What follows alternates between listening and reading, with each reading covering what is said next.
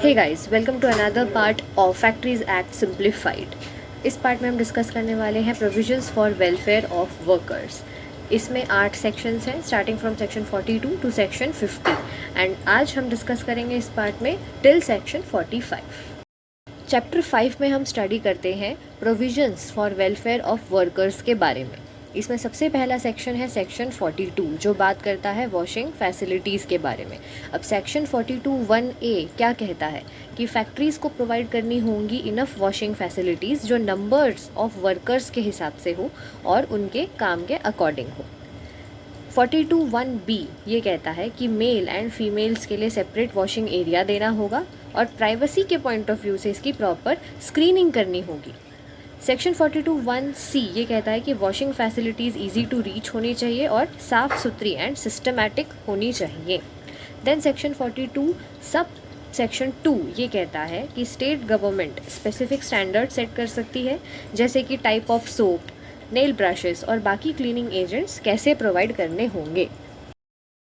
Section 43 discuss करता है about facilities for storing and drawing clothing.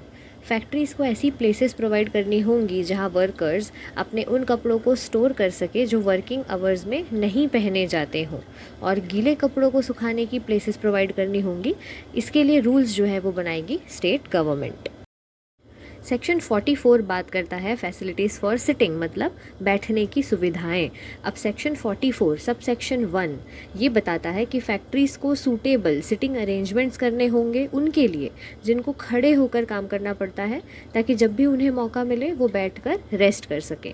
अब सब सेक्शन 2 किसी भी मैन्युफैक्चरिंग यूनिट या किसी पर्टिकुलर रूम में वर्कर्स काम कर रहे हैं और चीफ इंस्पेक्टर अपना ओपिनियन रख दे कि यहाँ वर्कर बैठ के एफिशिएंटली काम कर पाएंगे, तो ऑक्यूपायर को राइटिंग में डिटेल सबमिट करनी होंगी कि वो कब से सिटिंग अरेंजमेंट्स को अप्लाई कर रहा है। नाउ सेक्शन 44 सब सेक्शन 3 ये कहता है कि किसी भी कैटेगरी ऑफ फैक्ट्री में सब सेक्शन 1 लागू नहीं करने का आदेश स्टेट गवर्नमेंट दे सकती है। Our next section is section 45, जो बात करता है फर्स्ट एड अप्लायंसेस के बारे में। अब सेक्शन 45 सब सेक्शन 1 ये कहता है कि फर्स्ट एड अप्लायंसेस हर फैक्ट्री में प्रोवाइड एंड मेंटेन करने हैं जो वर्किंग आवर्स के समय आसानी से यूज़ किए जा सकें। फर्स्ट एड बॉक्सेस या फिर कबर्ड्स में जो प्रिस्क्राइब्ड कंटेंट्स हैं वो होने ही चाहिए, और हर 150 एम्प्लॉयज़ पर एक बॉक्स या फिर कबर्ड अवेलेबल होना चाहिए। सेक्शन 45 सब सेक्शन 2 ये कहता है कि ऑफिशियली प्रिस्क्राइब्ड की हुई कंटेंट लिस्ट में दिए हुए सामान के अलावा कोई भी सामान रखना अलाउड नहीं है। सेक्शन 45 सब सेक्शन 3 ये कहता है कि हर फर्स्ट एड बॉक्स या कबर्ड एक ऐसे रिस्पॉन्सिबल पर्सन को के अंडर होना चाहिए जिसके पास फर्स्ट एड ट्रीटमेंट का सर्टिफिकेट हो, रिकॉग्नाइज्ड बाय स्टेट गवर्नमेंट। वो पर्सन वर्किंग आवर्स में रेडिली अवेलेबल हो सके।